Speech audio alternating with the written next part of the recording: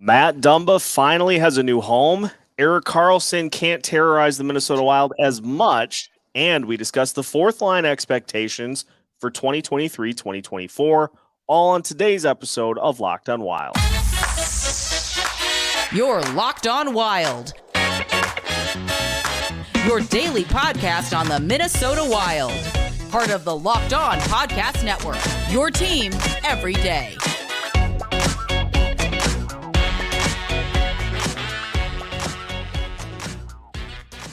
What is happening, everybody? Welcome to another episode of Locked on Wild, your daily Minnesota Wild podcast, part of the Locked on Podcast Network, your team every day.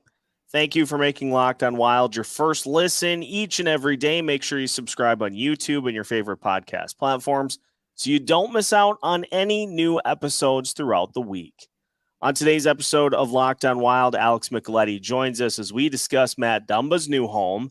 We'll talk about the ripple effects of the Erik Karlsson trade, and we will look at the expectations for the Wild fourth line heading into the season. My name is Seth Topal, your daily Minnesota Wild insider. As Locked on Wild boot camp rolls on, we bring Alex Micheletti into today's show for his usual Monday appearance.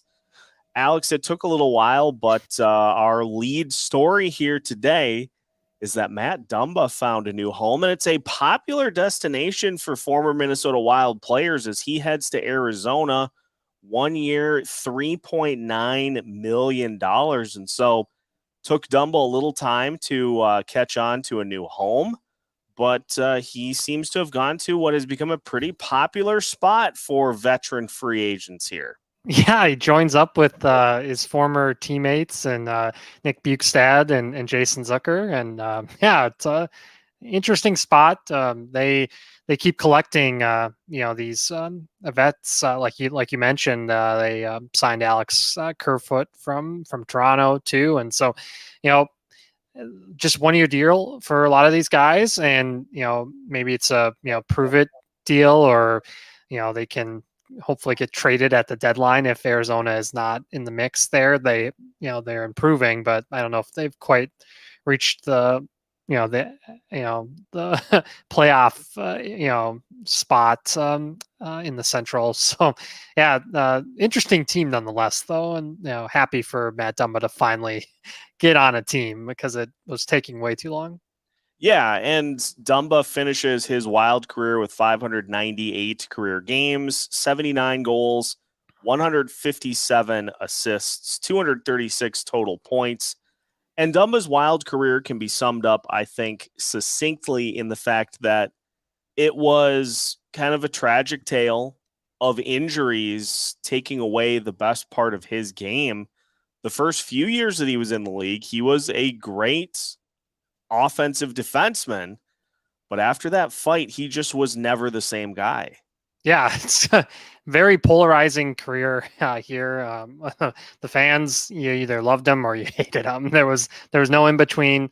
Unfortunate fight with Matthew Tkachuk, whose career, talk about Dumba and Tkachuk, just the way their careers have gone. Now Matt coming off pretty good last season, but Tkachuk really turned into a superstar after that. Unfortunate for Matt, but he's found a home now in Arizona, and we'll see how that goes. That team, it's an adventure with everything they've been through. So we'll see.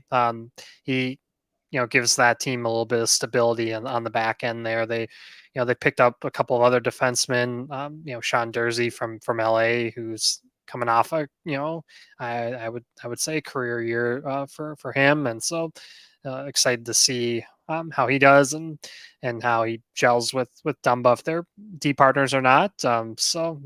Very, very interesting. We wish him all the best in his new destination. And we discussed this a couple of months back, or a month back, I think it was, in just looking at, why hasn't he signed yet? And I think we had gone so far even as to say it would make a lot of sense to go to Arizona because the Coyotes are hoping to be a team that knocks on the door of the postseason. If they don't, though, they've got some pretty solid assets that they would be able to jettison at the deadline. You've got Dumba, a veteran defenseman. You've got Zucker, a veteran forward. You've got Bjugstad, who was traded to Edmonton and had a great postseason run last year. And so it makes sense for a team that is probably another year away to just start to bring in assets in this fashion so that they can accumulate some free picks and some free prospects at the trade deadline when everybody's buying. Yeah, and these are the exact type of guys too that teams are always looking for. And you mentioned Bjugstad, being a center. Teams, we know it here with the Wild. They are always looking for center depth, and so if he can get off to a good start, teams will be scouting Arizona all part of the first half of the season and going into the deadline because they know those guys are there, and especially a guy like Jason Zucker too that they know can score, and so he is definitely banking on having a really good start of the season, and then hoping because of the way he plays that he can, like I mentioned on Twitter, that he can cash in with the cap going up next season, be it with a team that that picks him up at the deadline or in the summer in the free agency if Arizona doesn't deal a guy like Zucker. Arizona's social media coordinator, whoever runs their X account, was wildin', as the kids say, because they announced the Matt Dumba trade with the following. Have we figured out what is it? It's not tweets anymore. Is it just X's? Do we know? Have we pinned that down yet? Anyway, I read the following. So they have Matt Dumba's picture just over a background of a bunch of cactuses, and it's a pretty standard Photoshop. And the X says, "Yotes are a wagon. Dare I say the P word?" And you can deduct that they're talking about the playoffs, but the amount of people who responded with poverty, I'm not going to lie, that made me chuckle a little bit. But then I got back to the task at hand. Is everything that Arizona has done, is it enough for them to be sniffing the postseason? I get trying to drum up interest, but we're not thinking playoff run for them at this point, are we? I just don't think they can leapfrog, a couple of the teams that would be in front of them in the Central. The Central's going to be tough. This is a team that is improving, of course, but they have to get the goaltending too. They always are a team that gives up a ton of goals, and you're hoping that a guy like Clayton Keller can carry this team again the way he played last season was absolutely incredible. And they had younger guys continue to step up, and so it's a interesting team because they've added some veterans to this younger core of guys, but I don't see it because you got a team like Nashville that got a lot better too, and that's a team that they'll be fighting for with trying to get into the playoffs. Yeah, your current goalie room is Kirill, Vejmelka, and Connor Ingram. So, as the kids also say, mid or average. I don't know that I'm willing to go to that level. I like drumming up the enthusiasm, and who am I to try to prevent teams from doing it? But I also reserve the right to say, I don't think so. And it's not going to surprise me if this audio clip, if they end up making the postseason, this audio clip gets found by Freezing Cold Takes. I welcome it if I am wrong. Bring it on. We're saying no, but one thing that I think we can both definitively agree on is the team that just traded away the Norris Trophy winner will not be anywhere close to the postseason. We're going to try to wrap our heads around a couple of former Minnesota Wild players that are on the move as part of a 12-asset mega deal We'll discuss the Erik Karlsson parameters as we continue today's episode of Locked On Wild after this. Our next partner has a product that I use on a daily basis, and really it comes down to just wanting to be better about my vitamin and supplement routine. AG1 can simplify your entire routine, taking you from multiple bottles of different vitamins and supplements to just one scoop in a glass of water every single day. That one scoop is full of 75 high-quality ingredients that can help you get into better shape. They support your energy, focus, strength, and clarity, so no more crashing at your desk over the lunch hour. If a comprehensive solution is what you need from your supplement routine, then try AG1 and get a free 1-year supply of vitamin D and 5 free AG1 travel packs with your first purchase. Go to drinkag1.com/NHL Network. That's drinkag1.com/NHL Network. drinkag1/NHL Network. Check it out today. Continuing today's episode of Locked On Wild, once again, thank you for making Locked On Wild your first listen each and every day. Locked On Wild Boot Camp continues this week for the everydayers. We'll be taking a look individually on the fourth line as we talk about Connor Dewar with a special guest on tomorrow's show. Marissa Voss of Wild Takes will be joining us to discuss her bestie, Connor Dewar. So we'll have that for you tomorrow. We'll talk Brandon Duhaime and Pat Maroon before the week is up as well. We'll kind of prime it up here on today's show to finish things off as well. But the trade, Alex, that we were waiting on for a while finally happened.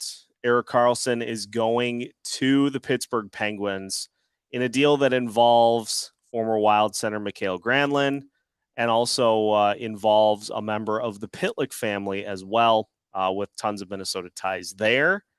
12 assets, and the San Jose Sharks end up getting a top 10 protected 2024 first-round pick for retaining salary on Karlsson. And yes, I know on one side it's a gamble for the Penguins because Karlsson is under contract, I believe, for 4 more seasons.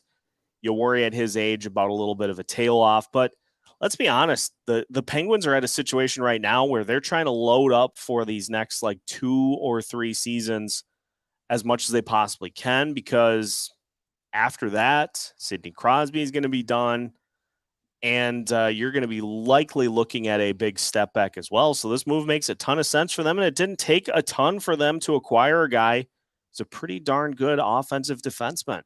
Yeah, it's like it's the NHL version of The Last Dance. Anytime you can add the Norris Trophy winner to your team, I mean, you do it. Yeah, I mean, it's Sidney Crosby's birthday today, Monday.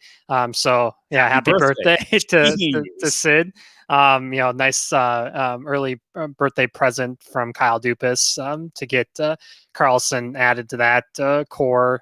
Just amazing player, amazing skater too. I just the way he skates, I don't see it dropping off, and the way this guy can play on the power play too. Oh my goodness! I mean, you could make a fourth liner, dominant on the power play. Playing with the way Erik Karlsson can pass and his vision and skating. I mean, he's one of the best skaters in the league for sure. And yeah, just Kyle Dubas masterclass. I think the funniest thing of the morning was before the trade became official was Elliot Friedman saying cap gyrations in his tweets. That was a new one. And the replies to Elliot Friedman's tweets or X's or whatever are absolutely hilarious. People are so funny. I was liking so many of the comments and memes. People are just great. There are so many different degrees of wild separation with this trade, and I just want to try to sell as how much relief I have for not having to see Erik Karlsson, because the Sharks have been a team that, for whatever reason, the Wild have struggled with over the last handful of seasons. Karlsson's a big part of that. He has 9 goals and 33 total points in 27 career games against the Wild. So he obviously is very involved pretty much every time they play. But the fact now that he goes, ironically, to Bill Guerin's former team to be part of that mix with Mikael Granlund, who did not work out in Pittsburgh, now headed to San Jose.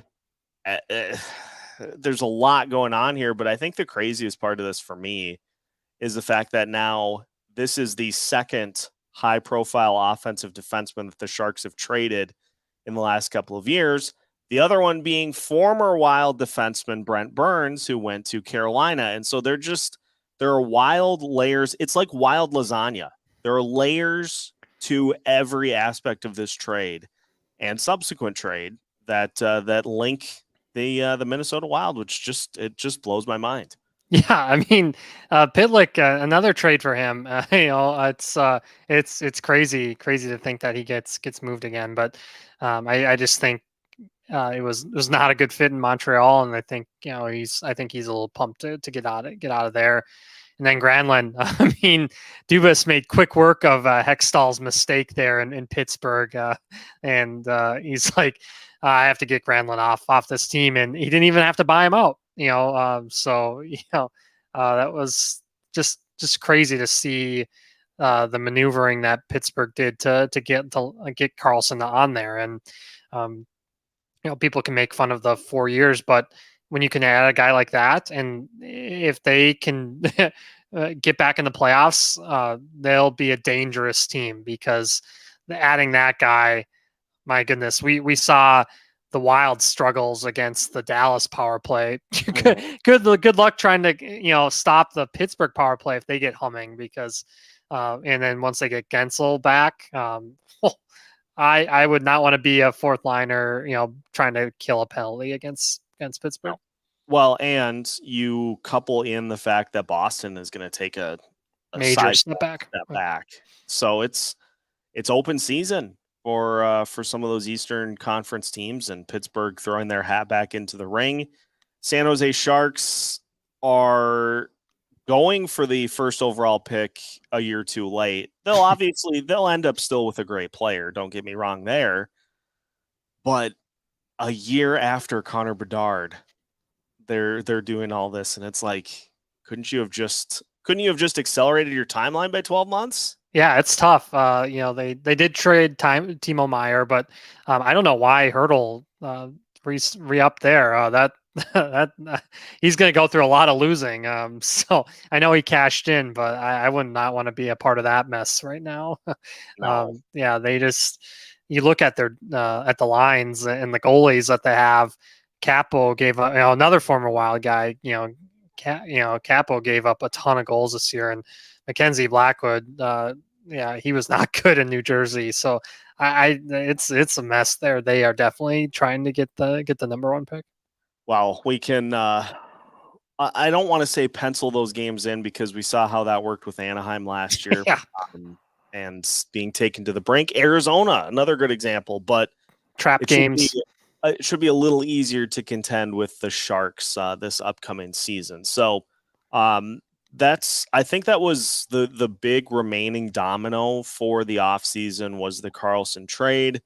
And so now that that's done, it's more so just teams getting to camp, seeing what they need, maybe making trades. Keep in mind as well, I keep throwing this out there just as a friendly reminder, that the Wild traded Dmitry Kulikov before this past season on August 31st. So there's still plenty of time to make some moves. Whether those moves come or not is the big question. But I mean, August 31st, you really can't wait any longer than that to make a trade. So we'll see how it plays out. maybe Bill Guerin can make another move from the beach. That picture from the Gus up, contract, that was absolutely all time. It looked like he was at a tiki bar, and he was announcing that Gus had come to an agreement. Just an all-time look at from Bill. I love it. Well, as friend of the show, Jesse Pierce of the Bar Down Beauties mentioned on Twitter, she took that Zoom call in from a paddle boat So everybody's in off-season mode. Yes. Which is just fine. Like, make the moves and still enjoy. I mean, if I had the opportunity to rip a trade or to rip a signing from a Cabana, I'm taking it. Yes. You're going to take that opportunity if that becomes an option to you. And speaking of, that was kind of the instance in which Pat Maroon was introduced to the Minnesota Wild, was at a party in Wisconsin at a bonfire with Alex Goligoski, among others. And he is part of a little bit of a new look fourth line. Not a ton of changes on that fourth line, but still a new look fourth line. And so we'll finish today's episode by talking about the fourth line and what we can expect from those three, including Pat Maroon, as we finish today's episode of Locked On Wild after this. Final segment of today's episode of Locked On Wild. Once again, thank you for making Locked On Wild your first listen each and every day. For the everydayers, again, we'll be taking a look at the fourth line here this week. We'll talk to Marissa Voss of Wild Takes regarding Connor Dewar and his expectations heading into the season coming up on tomorrow's show. We also are going to be talking a little bit about Jack Pert this week also. So keep an eye out for those episodes. Best way to make sure you don't miss out is to subscribe and to turn notifications on so you don't miss out on any new episodes. Seth Topol joined by Alex Micheletti. Alex, the fourth line, Brandon Duhaime, Connor Dewar, Pat Maroon. And we know quite extensively what Dewar and Duhaime bring to the table, and it seems like their role every year becomes more and more important. Kind of leaking more into the special teams with being huge contributors on the penalty kill. And so let's just start off with our optimism level for this unit gelling together and being able to be a weapon that Dean Evason can utilize as kind of a changeup. Because you look at the third line composition, that's going to be more of your defense oriented line. You can certainly get some speed from the first and the second lines, but this fourth line has the potential to be a nice little speed component to this Wild lineup. Yeah, it's gonna be a group that brings energy too. It's a unique set of three guys. You have Duhaime that is always going 100%. He's a road runner, and Connor Dewar too. Great two-way player, and Duhaime and Dewar, they're going to be keys on the penalty kill this season. They'll miss Mason Shaw on that unit, but they're going to play a big role on special teams. The fourth line doesn't get a ton of minutes, but you can stay in this league for a long time if you're good on the penalty kill. Again, that's another spot that teams are always looking for help. And so if Dewar and Duhaime, if they excel at on the penalty kill, they'll be with this team for a long time. And so you add a guy like Maroon to the mix too. I think he'll bring a little bit more offense than Ryan Reeves, and be maybe a little bit more willing to throw the gloves if someone's giving 97 a hard time, or anybody on the fourth line is chirping from the opposing bench.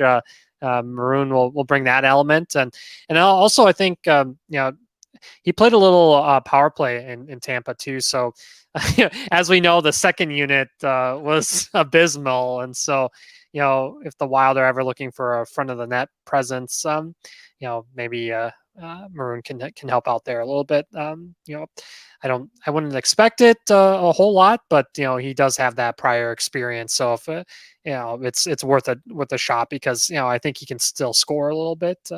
Yeah. And how fun, this is one of, I think, the most interesting angles of this, and just trying to come up with, you get the usual spin in these types of situations. And so just going outside the box, how fun is it going to be for Duhaime and Dewar to have a guy like Pat Maroon, who is a multiple-time Stanley Cup winner? He's going to take those two under his wing and impart some knowledge on them as the season unfolds. Yeah, he's going to be one of the leaders of the team. He's going to hold guys accountable. He'll hold those line mates accountable. Anytime you can add a guy like that who's been through the wars, has been through multiple rounds of playoffs to get to the glory. You'll take it. I love the the energy that he brings to a team, and so that's definitely much needed with this team, especially after losing Ryan Reaves and Matt Dumba. He can help add the energy and be a leader for this team, because he won't be afraid to call out anybody. So that's what I like about him too. Him being a straight shooter, and it'll be a good quote for sure. Yeah, and that's an element that is needed on this this current leadership structure. Is it's a little more lead by example as opposed to lead by being vocal, and so that'll be a welcome addition in that regard. Now, stats wise, these aren't guys that are going to light it up. No. I mean, you just look at the stats from this past season. Duhaime had the weird season statistically where he had 9 goals and then had 1 assist. Dewar had 6 goals, 12 assists, and Maroon had 5 goals and 9 assists. But let's just take those numbers, and of those 3, Duhaime with 9, Dewar with 6, and Maroon with 5. Who has the best chance to exceed their goal output from this past season? I would say Duhaime. The way he plays, he can create a lot of opportunities for himself with the speed, and we saw how well the Wild were on shorthanded opportunities. So that's an element too that can help them try to score. But the most important thing for this unit is just not to get scored on when they're out there. You just don't want your fourth line giving up goals because it just it's demoralizing. So you just want to be as much as of a plus player as you can being on that unit, because like we talked about, 5-on-5, they don't see a whole lot of ice time, but Right. Fourth lines still are important. We saw Vegas, what their fourth line consisted of. I mean, some of those guys on their fourth line would be, in some cases in the top 6 roles for teams. It's important because your fourth line,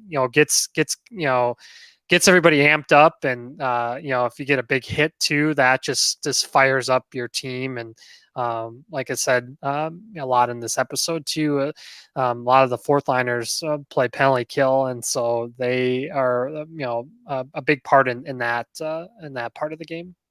And if you can get your fourth line rolling, let's say you end up having them take a shift against a second line and they hold their own, then all of a sudden you get to start doing that mismatch game where you're moving chess pieces around. And so a healthy fourth line, a productive fourth line, leads to a happy team and a happy coach, typically. So that's the hope for those guys. It's going to be interesting to see, because you look at what we've had on the fourth line over the last couple of seasons, and it's been pretty consistent. It hasn't been as much of a turnstile as the middle six has been, and so there's a lot of continuity here. And the hope is that those guys just continue to grow and develop, and that Pat Maroon just kind of takes the lead and they go from there. So it is a situation that feels pretty set. And so you're hoping that those guys just do their thing and you roll with it into the season. Yeah, it's gonna be an exciting, combination. Like we've talked about in previous episodes and tweeted too. It's they're gonna cause a lot of chaos, and they have a lot of speed and in grit, and a guy that has won multiple championships, Stanley Cups, and a guy like Pat Maroon and leadership, and it's just. It's so much fun to watch Brandon Duhaime play hockey too, as as the president of the fan club. It's it just, his nickname should be Chaos. He's a road runner and hits everything. And Dewar, underrated for his speed too, and tenacity. And so I like this combination. And kudos to Bill Guerin to. Finding a guy like Pat Maroon to replace Ryan Reaves. It just was, I think it's a perfect fit. If I'm the president of the Brandon Duhaime fan club, I think Denny is the president of the Connor Dewar fan club. Shout out Denny. Yes, hopefully those guys continue to get those opportunities. The kids like to say, hopefully Bill Guerin lets those dogs eat. Just Yes. let them do their thing, and we'll have a lot of fun with it. So, little primer for the fourth line. We're going to go more in depth with all three guys. We'll rank them amongst the rest of the division. I already started to take a look at that, and it'll be interesting to see where they stack up amongst the rest. So that's coming later this week as well. But that does it for today's episode of Locked On Wild. So now that you're finished listening to today's episode, make sure that you take the time to subscribe if you haven't already. Leave us a 5-star review if you are so inclined. Those always help with where things get placed amongst the algorithms on various podcast platforms. So if you're feeling up for it, a nice 5-star review, we certainly appreciate it, any of them that we get. Also, if you are a first-time listener, make sure you run through and subscribe on YouTube, on your favorite podcast platform, so you don't miss out on any new episodes. Locked On Wild Boot Camp continues here until the month of October, and then we'll get you fully geared up for the start of the season on October 12th. It'll be here before we know it. We will keep you up to date with all Minnesota Wild news with new episodes every Monday through Friday as part of the Locked On Podcast Network.